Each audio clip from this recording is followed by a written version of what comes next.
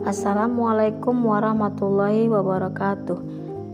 Halo Bapak Ibu pamong belajar yang hebat. Saya Yusra Amalina dari SPNF SKB Kota Solo akan menyampaikan video praktik baik saya yang berjudul Strategi meningkatkan kualitas pembelajaran pada pendidikan kesetaraan melalui media interaktif Quizizz. Pendidikan non-formal adalah jalur pendidikan di luar pendidikan formal yang dapat dilaksanakan secara terstruktur dan berjenjang. Pendidikan non-formal diselenggarakan bagi warga masyarakat yang memerlukan layanan pendidikan yang berfungsi sebagai pengganti, penambah, dan atau pelengkap pendidikan formal dalam rangka mendukung pendidikan sepanjang hayat.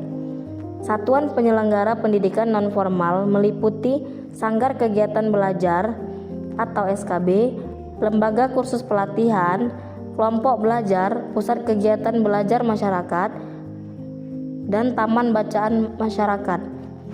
Sanggar kegiatan belajar berbentuk satuan pendidikan non-formal sejenis yang menyelenggarakan program pendidikan non-formal. Maka SKB sama seperti halnya sekolah pada umumnya.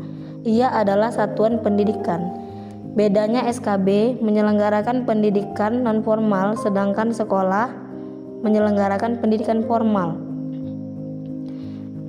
Dalam hal ini, SPNF SKB Kota Solo melayani program pendidikan anak usia dini, pendidikan kesetaraan paket A, B, dan C, serta pendidikan kecakapan hidup. Segala kegiatan yang ada di SKB dijalankan oleh pamong belajar yang memiliki kewajiban yang sama dengan pendidik lainnya. Pamong belajar berkedudukan sebagai pelaksana teknis fungsional yang memiliki tugas pokok dan fungsi di bidang kegiatan belajar mengajar, pengkajian program, dan pengembangan model pendidikan non-formal informal. Sebagai salah satu dari program pendidikan non-formal, pendidikan kesetaraan paket A, B, dan C memiliki kondisi latar belakang peserta didik yang beragam. Hal ini menjadi suatu tantangan bagi pamong belajar dalam menjalankan tugasnya, khususnya dalam kegiatan belajar mengajar. Seorang pamong belajar harus mengembangkan segala kreativitas dan membuat hal-hal yang inovatif agar semua peserta didik dapat mengikuti kegiatan belajar mengajar dengan baik.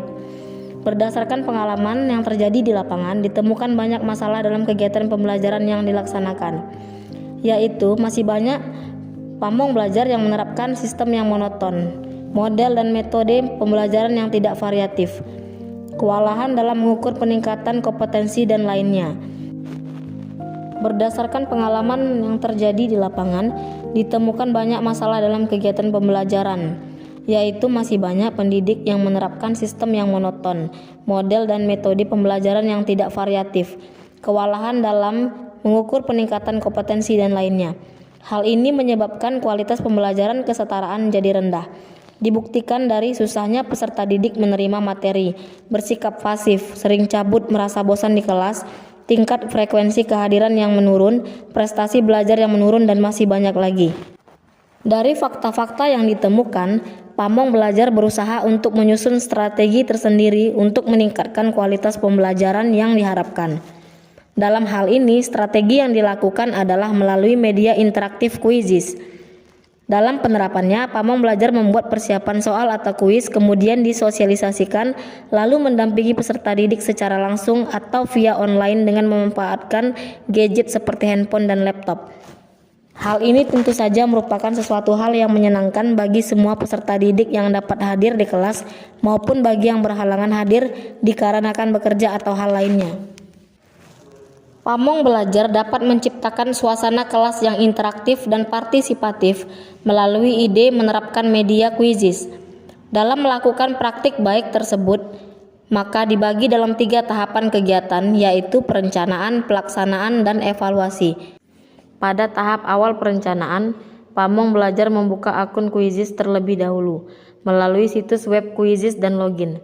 Kemudian pamong belajar merencanakan materi untuk membuat kuis sesuai mata pelajaran yang diajarkan, memberi judul pada kuis dan mengkliknya, dan memilih jenis pertanyaan, bisa berupa pilihan ganda, isian singkat, soal benar atau salah, dan lainnya.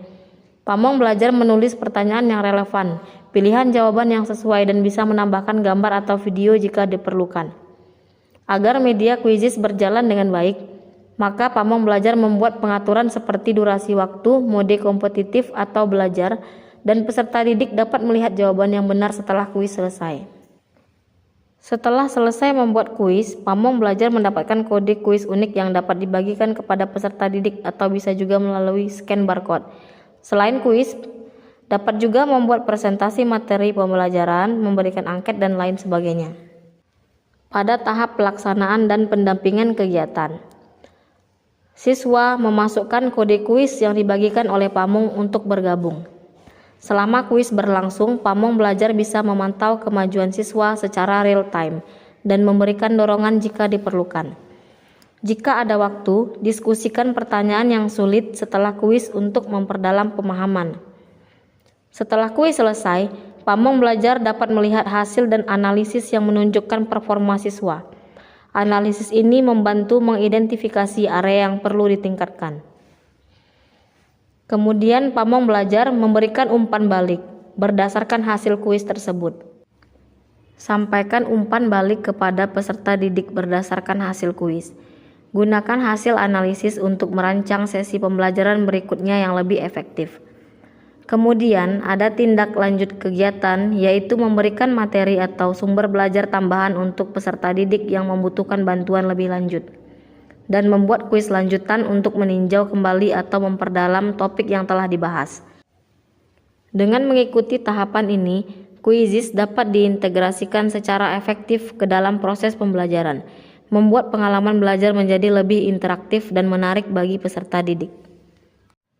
Adapun dampak dari pelaksanaan kegiatan melalui metode Quizzes ini adalah mendorong partisipasi aktif dari peserta didik. Peserta didik mendapatkan umpan balik secara langsung setelah menjawab pertanyaan. Menggunakan Quizzes sebagai alat review membantu memperkuat pemahaman peserta didik terhadap materi yang telah dipelajari. Dengan mengintegrasikan teknologi Quizzes membuat pembelajaran lebih relevan untuk generasi digital saat ini. Sistem poin dan leaderboard pada Quizzes memberikan motivasi ekstra bagi peserta didik untuk berpartisipasi dan berusaha lebih baik, menciptakan suasana kompetitif yang sehat. Quizzes juga dapat diakses di berbagai perangkat seperti ponsel, tablet, dan komputer, membuatnya mudah digunakan di berbagai situasi pembelajaran.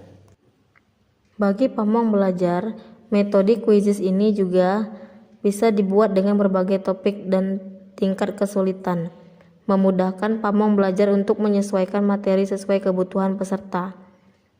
Kemudian, Pamong Belajar dapat menganalisis hasil kuis untuk melihat area mana yang membutuhkan perhatian lebih. Ini membantu dalam merancang strategi Pamong Belajar yang lebih efektif. Metode Quizzes dalam pendidikan non-formal tidak hanya memudahkan proses belajar mengajar, tetapi juga menciptakan lingkungan yang mendukung kolaborasi dan pembelajaran mandiri. Dengan pendekatan yang menyenangkan dan inovatif, Quizzes berpotensi meningkatkan efektivitas pendidikan dan menstimulasi motivasi serta partisipasi peserta didik. Metode ini sangat tepat diterapkan untuk meningkatkan proses belajar mengajar di kesetaraan, khususnya karena dapat dilakukan secara langsung ataupun ditugaskan. Setelah melakukan strategi peningkatan kualitas pembelajaran pada pendidikan kesetaraan melalui media interaktif Quizzes, pada implementasi kurikulum Merdeka, cara pelaksanaan pembelajaran yang dilakukan jadi lebih bervariasi dan terasa menarik bagi peserta didik, dan ini sangat berdampak baik bagi perkembangan peserta didik maupun pendidik itu sendiri. Demikianlah penyampaian ide praktik baik dalam penerapan implementasi kurikulum Merdeka yang dilakukan oleh Pamong Belajar. Demikianlah video dari pelaksanaan ide praktik baik dalam penerapan implementasi kurikulum Merdeka yang saya lakukan. Semoga praktik baik ini dapat menjadi inspirasi dan acuan bagi teman-teman sejawat dan lainnya. Assalamualaikum warahmatullahi wabarakatuh.